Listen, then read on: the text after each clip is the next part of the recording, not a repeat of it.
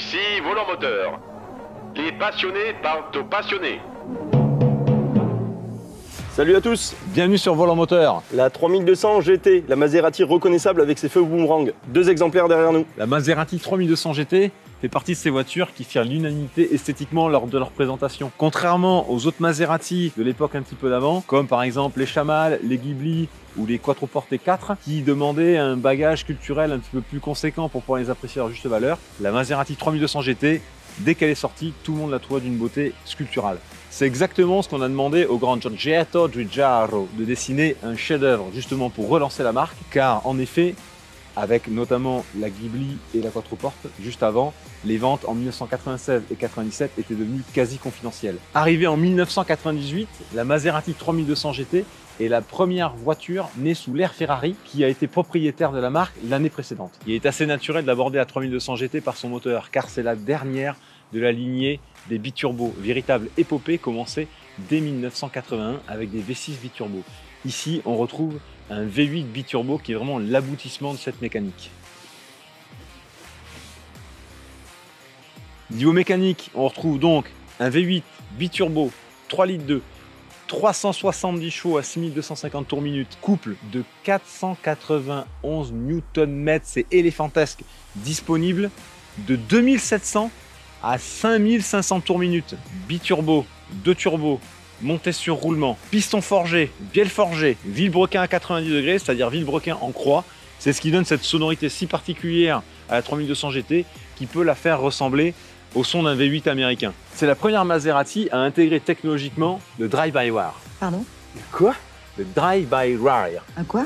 Le drive-by-wire, c'est tout simplement qu'il n'y a plus de câble d'accélérateur entre ta pédale et ton boîtier papillon. Il y a un potentiomètre au niveau de la pédale d'accélérateur qui envoie une information au calculateur. Tu me suis? Ouais, exact. Le calculateur traite l'information et renvoie l'information à un moteur électrique dans le boîtier papillon qui actionne ton volet. Ah oui, le drive-by-wire. Voilà, ouais, le drive-by-wire. voilà, Ouais, exact. Et c'est ce fameux système drive-by-wire qui, des années plus tard, donnera des petits soucis de fiabilité qui pourront facilement être compensés en mettant un système sans contact, autant au niveau du potentiomètre d'accélérateur qu'au niveau du boîtier papillon.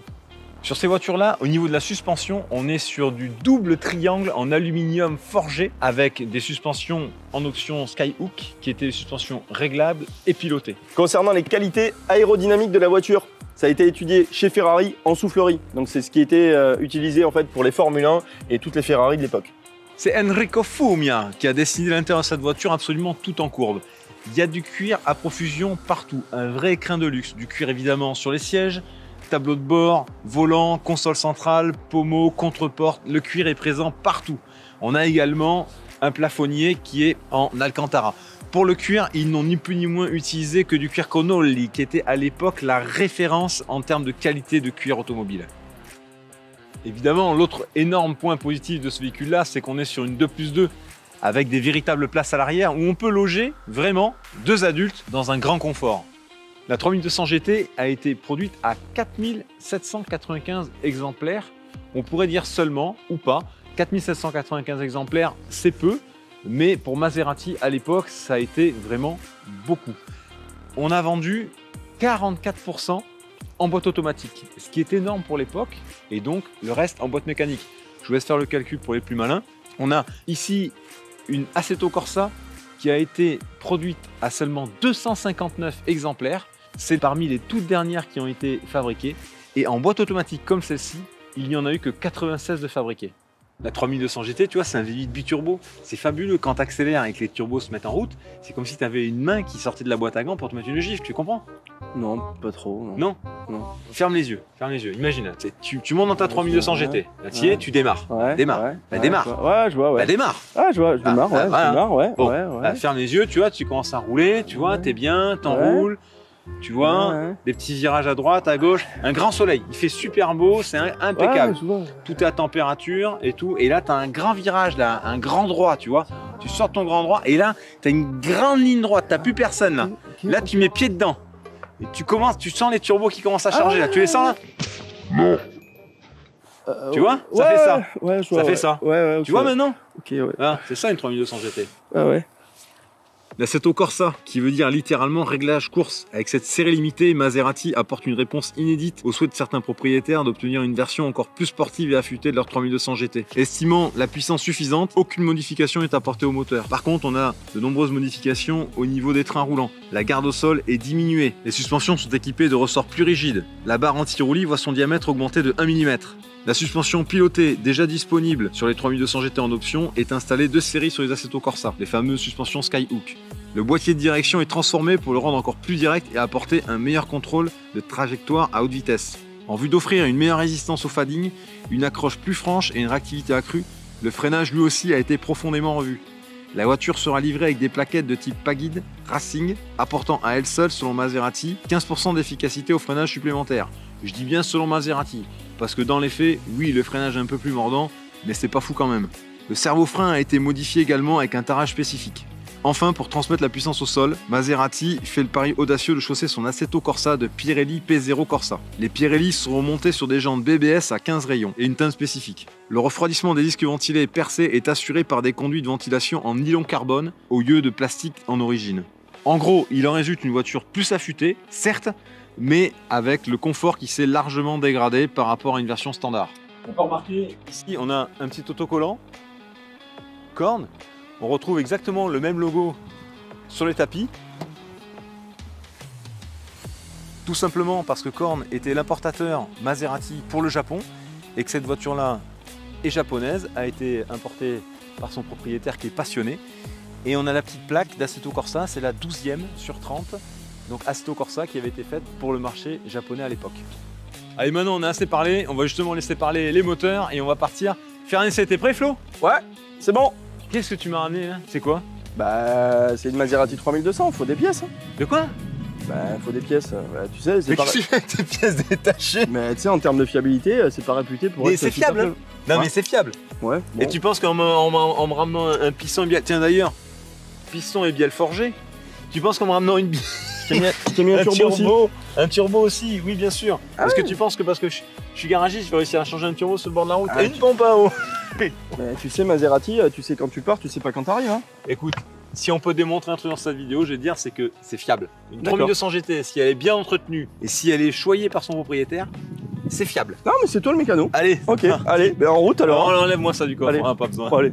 Bon, tu démarres, on y va, Flo? Ouais, mais là, il y a un souci, Nico. Hein. Un souci. Allez, arrête. Bah, comme Dis-moi. toutes les Maserati, ça fait un peu sapin de Noël. Quoi. T'es trop bête. Je te dis, c'est fiable une 3200 GT. Ah, tu connais la réputation. À Ouais, chaque fois, ouais. tout le monde te dit ça. Quoi. Allez, viens-moi ça et on y va. Bon, allez, j'enlève ça. Go. Donc ici, au niveau de l'échappement, on est 100% d'origine. Je vous laisse écouter.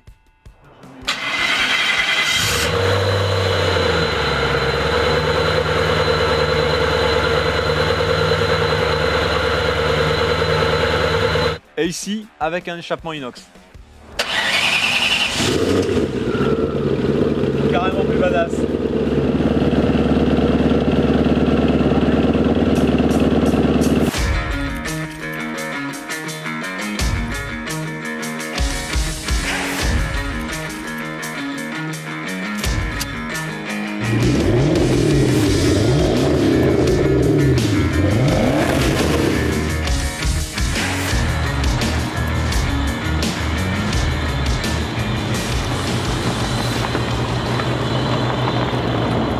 La 3200 GT est une voiture vraiment incroyable. Elle est extrêmement attachante. C'est le coup de cœur assuré. N'essayez jamais une biturbo quelle qu'elle soit si vous ne voulez pas l'acheter parce que quoi qu'il arrive, si vous en essayez une, que ce soit les toutes premières de 1981 jusqu'à la 3200 GT, vous aurez, après qu'une seule obsession, clairement, c'est en acheter une. Cette voiture est une vraie diva italienne, incroyable. La boîte mécanique est un petit peu plus difficile à conduire que la boîte automatique. C'est pour ça qu'ils en ont vendu beaucoup d'ailleurs en boîte automatique. Mais la boîte mécanique procure aussi un plaisir plus sportif. C'est pas une sportive encore une fois, hein. C'est une GT, une vraie GT 4 places. Allez, c'est parti. Ça marche, hein. Ça marche très fort. Tout est top dans cette voiture. Que ce soit la direction, la boîte un peu ferme, l'embrayage certes un petit peu dur. Après, ce sont des voitures vraiment qu'il faut apprendre à dompter. Il faut être assez humble avec une biturbo parce que le moindre écart peut vite vous envoyer malheureusement hors de la route. Mais quelle sensation incroyable. Vraiment, la tenue de route est chouette. Le freinage est d'époque. Donc c'est vrai qu'au niveau freinage, ça peut manquer un peu de mordant par rapport à des voitures qui se diraient plus modernes. Mais c'est le package, tout va avec. Mais quel plaisir, quel bonheur. Allez, c'est bon, c'est parti. Donc là, on se met en position drive avec toutes les vitesses qui vont passer toutes seules. Donc là, on est dans une boîte auto. Moi, j'aime bien la boîte auto. C'est vrai qu'avec les bouchons qu'on peut avoir en région bordelaise, c'est plutôt appréciable. Nico, qui est dans l'autre, est en boîte mécanique. Donc c'est pas du tout la même sensation que l'on peut avoir. Donc évidemment, quand on a le moteur chaud, les roues bien droites, ça pose pas de soucis. Aucun problème d'accélérer comme on va pouvoir le faire là, regardez. Voilà, sans rouler très vite, voilà, très clairement, on n'a pas besoin de rouler vite. Pour se faire plaisir avec une voiture comme ça, on va respecter les vitesses. Notre but n'est pas de rouler vite, mais surtout de faire plaisir. Donc il y a une chose qui est extrêmement importante avec ce genre de véhicule, c'est que la sensation n'est pas du tout la même qu'on peut avoir avec la 4002 qui a été développée après. C'est-à-dire un moteur atmosphérique. Là, on est vraiment dans une sensation de turbo, d'où le coup de pied aux fesses à un certain régime. Et ça, c'est quelque chose qui est vraiment hyper appréciable. Donc évidemment, là, tout est linéaire, évidemment, 2 pédales. Et quand on accélère, roue parfaitement droite. Voilà, un freinage qui a quand même malgré tout du mordant. Alors on a Florent qui est devant avec donc la Seto Corsa, qui veut donc dire réglage course en boîte automatique. Sur les différents combos des 3200 GT, il y a eu beaucoup de couleurs originales, beaucoup de couleurs extérieures différentes. Il y a des bleus, des rouges, des verts, des jaunes. Il y en a vraiment pour tous les goûts, ça c'est vraiment appréciable. Et au niveau des cuirs intérieurs aussi. Toi de ton côté, la boîte mécanique? Ouais, bah si tu veux Flo, la boîte mécanique, j'ai fait le choix des vrais hommes quoi. Moi, j'ai fait le choix un peu des feignants et des mecs qui pratiquent l'embouteillage sur la rocade bordelaise. C'est pas faux, mais en même temps, avec une telle diva, c'est pas fait pour aller sur les embouteillages, mon pote. Hein. Alors une diva oui, mais moi tu sais, je suis un petit peu feignant quoi, du pied gauche quoi, donc l'embrayage ça me saoule un petit peu quoi. Attends qu'on arrive sur une route un petit peu plus ouverte, là, je vais te mettre une danse avec une boîte méca, tu vas voir. Je suis sûr que les prestations de la boîte auto sont bien inférieures à celles de la boîte méca. Boîte méca power, yes papa!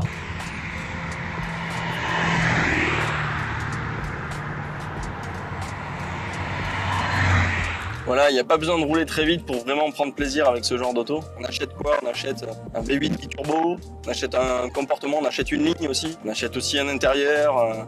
C'est plutôt une ambiance qu'on achète qu'autre chose, sans vouloir dénigrer évidemment les derniers produits qui sont sortis de la marque Trident ou Ferrari ou autre, sachant que Nico et moi, on est fans. En tout cas, un comportement plutôt sain, on se sent vraiment en sécurité. Et puis si on veut accélérer, il ne pose pas du tout de soucis. On entend toujours ce petit sifflement, qui est propre au turbo évidemment.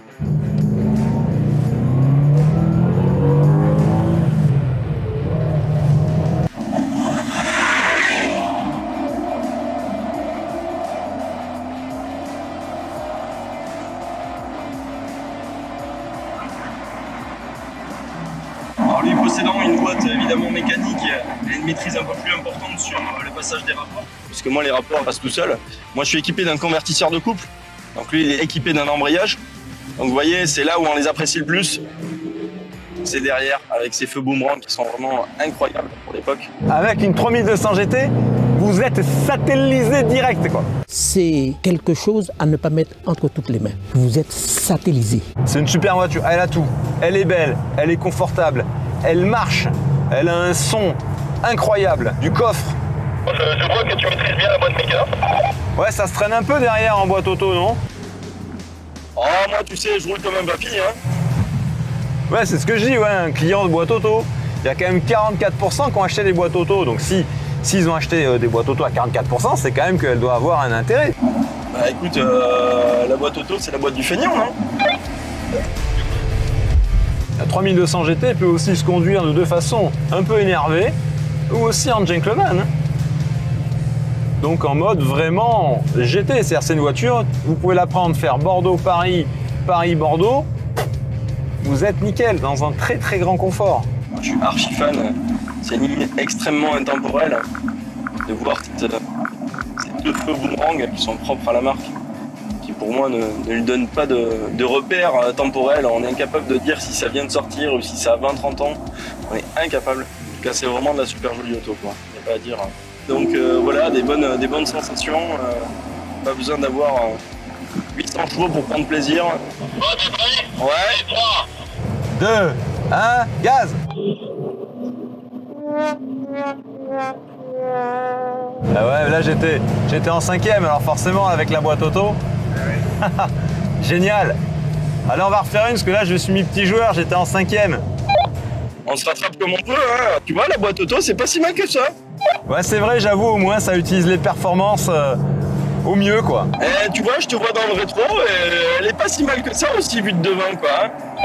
1 minute later. Allez, 3, 2, 1, go. Allez, bye bye la boîte auto. Eh, elle tient quand même, elle est pas loin, hein. Oh, tu as passé ton rapport au bon régime, j'avoue. Elle est pas loin la boîte auto, franchement ça se joue à pas grand chose, hein. J'aurais pas cru. Je pense que c'est une boîte qui est quand même bien étagée, quoi. Elle a tendance à passer le bon rapport et elle a tendance à bien comprendre que quand tu as envie de jouer un peu, le rapport tombe pile au bon endroit. Donc pour une voiture assez âgée, c'est plutôt correct. Hein. Ah mais il vaut mieux clairement cette boîte automatique, qui est une vraie boîte automatique avec un convertisseur de couple, plutôt que les boîtes mécaniques robotisées qui sont arrivées derrière. Hein. Parce que là, clairement, quand les rapports passent, c'est tout doux, ça se fait instantanément. Bilan de l'essai, achetez les deux. Prenez-vous une boîte méca et prenez-vous une boîte auto. Comme ça, vous prenez une boîte méca quand vous voulez être un peu joueur et vous prenez une boîte automatique quand vous voulez être un peu plus cool et faire un petit peu plus de ville. Putain, regarde, on se fait doubler par un 3008, un Scénic. Ah ouais, mais on respecte les limitations de vitesse et puis, moi je suis désolé, je préfère me faire doubler par un Scénic, un Espace, mais être dans le luxe et le cuir. Après, on est aux limitations de vitesse, 110 c'est 110, hein. C'est vrai, on peut filmer le compteur, 110, 110.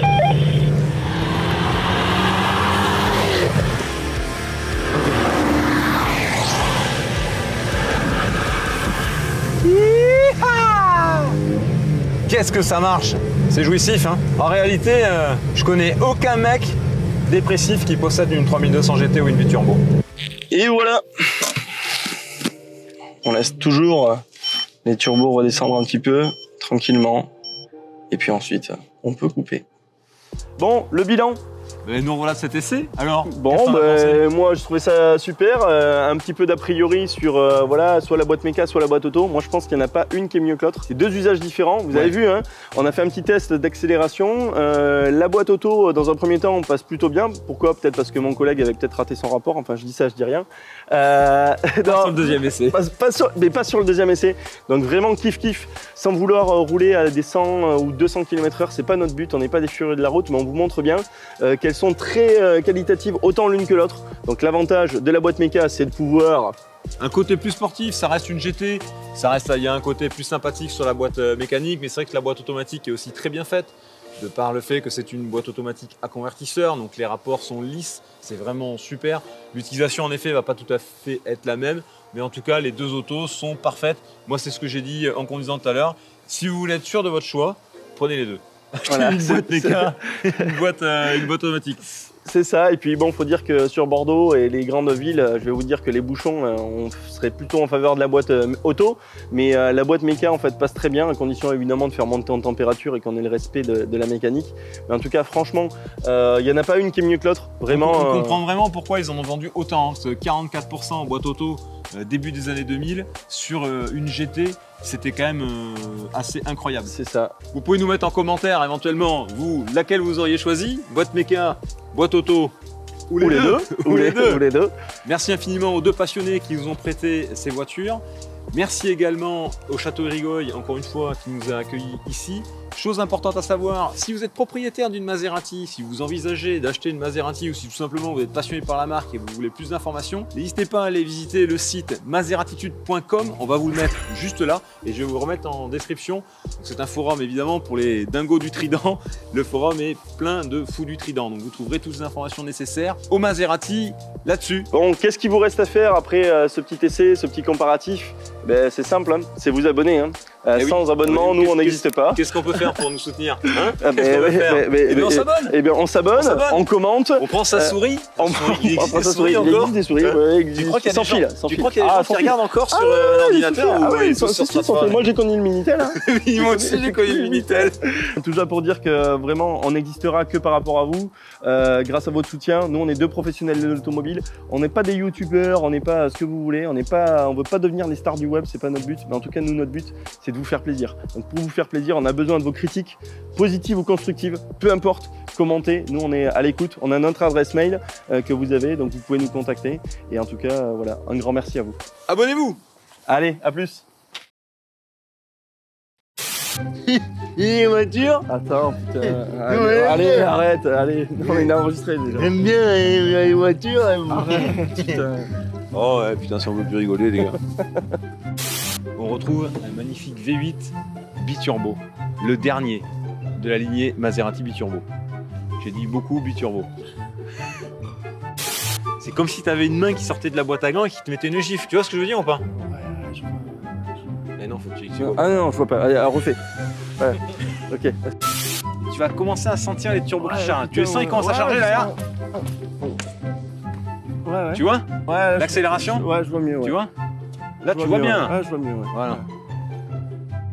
T'es en train de filmer là? Ouais. T'es en train de filmer? Ouais. Ok, d'accord. Ouais, on est bien là. On est bien. Tu fais 0 degrés, on est vraiment bien. Ouais. On a 8 Non, le couches. ressenti est de -5. Le ressenti de -5. Ouais. On est bien.